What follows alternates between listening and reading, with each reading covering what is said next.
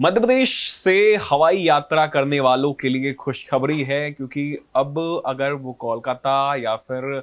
बिहार की राजधानी पटना जाना चाहते हैं तो उनको अब डायरेक्ट फ्लाइट भोपाल से मिलने वाली है। और इसके लिए अब उनको घंटों इंतजार नहीं करना पड़ेगा या फ्लाइट बदलने की कोई समस्या नहीं होगी, क्योंकि 4 नई फ्लाइटें आज से शुरू हो रही है। और इससे सीधे तौर पर मध्य प्रदेश से जो भी यात्री हवाई यात्रा करते हैं उनको कहीं ना कहीं काफी फायदा मिलेगा। विस्तार से बताएंगे आपको। चलिए, जी मध्य प्रदेश छत्तीसगढ़ का डिजिटल चैनल आप देख रहे हैं और आज हम बात कर लेते हैं इस हवाई यात्रा में आपको क्या क्या सुविधाएं मिलेंगी और कहां कहां से आप इस फ्लाइट को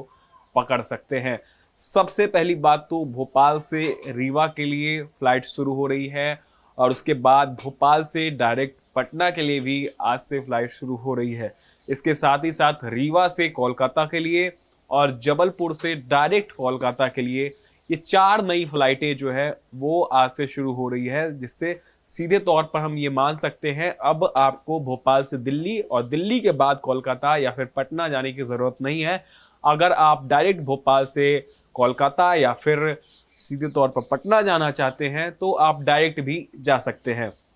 क्योंकि पर्यटन की दृष्टि से तो ये एक तरीके से है ही कहा जा सकता है। ये जो फ्लाइट है वो पर्यटन की दृष्टि से भी है और इसके साथ ही साथ जो भी यात्री परेशान हो रहे थे, ट्रेन में उनको टिकट नहीं मिलती थी, बसों में जो है ज़्यादा किराया पड़ता था, तो ऐसे में कहीं ना कहीं कुछ और अतिरिक्त किराया दे करके वो अब सीधे हवाई जहाज़ से महज जो ट्रेन से हम 13 से 14 घंटे का सफ़र करते हैं वो 2 से ढाई घंटे में अपना सफ़र पूरा कर सकते हैं। और इसी के साथ मुख्यमंत्री डॉक्टर मोहन यादव आज जो है इस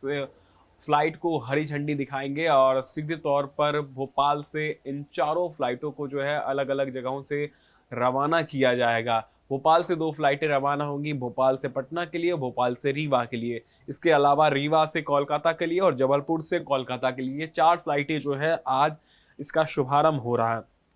सबसे बड़ी बात है कि भोपाल से रीवा के लिए जो भी यात्री जाते हैं, और क्योंकि रीवा में हम जानते हैं कई सारी चीज़ें हैं, वाइट टाइगर की भूमि रीवा जिसको कहा जाता है, इसके अलावा वाइल्ड लाइफ को लेकर के और कई सारी चीज़ें पर्यटन की दृष्टि से देखें तो रीवा में है। और ऐसे में जो भी लोग चाहते हैं कि भोपाल से वो सीधा रीवा जाए तो वो जा सकते हैं। इसके अलावा बात करें